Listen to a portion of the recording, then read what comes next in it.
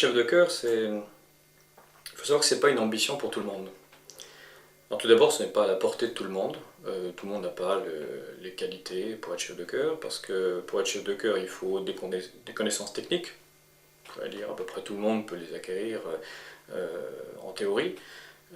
Et ensuite, il faut une capacité à enseigner et une capacité à diriger. Le chef de chœur, c'est un chef d'abord. Alors c'est quelqu'un qui a à la fois les qualités d'un chef et puis les qualités d'un pédagogue, et à cela bien sûr doit se rajouter des qualités musicales et si possible même spirituelles, parce qu'il s'agit de diriger une pièce qui a un objectif spirituel. Donc c'est extrêmement exigeant, et je crois que si on réfléchissait, on se trouverait tous totalement incapables de réussir un tel objectif. Et en fait je crois que c'est souvent un petit peu les circonstances qui nous conduisent à cela. On peut rêver d'être chef de chœur, un petit peu comme on rêve de la sainteté, d'un certain absolu. Si les événements ne nous y poussaient pas un peu, je crois qu'on y renoncerait un peu facilement.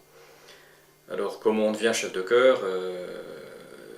Tout d'abord, il faut des compétences musicales. Il faut une certaine sensibilité musicale. Cette sensibilité, elle vient soit parce qu'elle nous est donnée par la nature, c'est un don. Plus fréquemment, elle vient de l'ambiance familiale. L'éducation familiale contribue énormément à vous donner un sens musical par le fait d'avoir entendu de la musique, d'avoir baigné dans un milieu musical, d'avoir joué d'un instrument. Donc la sensibilité a été exercée. Et puis après, il y a un certain travail technique dans le domaine de la musique. Donc il faut une certaine aisance dans la lecture, l'anticipation dans les lectures des notes, etc.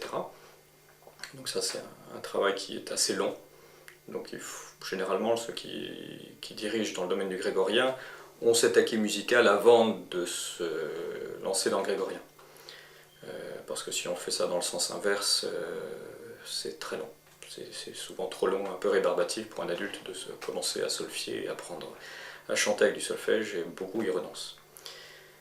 Mais ceux qui ont eu la chance d'avoir quelques connaissances musicales, alors à ce moment-là, donc ils s'initient au grégorien, et il y a toute une phase de découverte de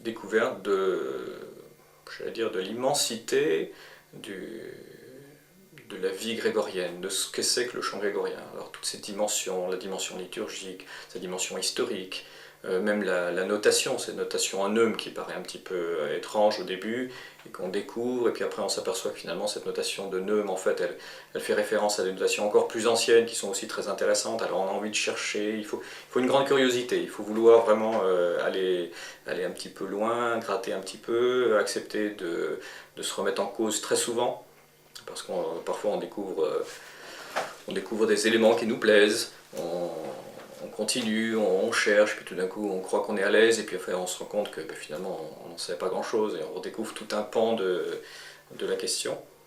Je crois qu'il faut un peu d'humilité pour se forcer à progresser. Et puis malgré tout, on revient à cette idée de chef. Je crois que ne peut être un chef de chœur que quelqu'un qui a envie de commander.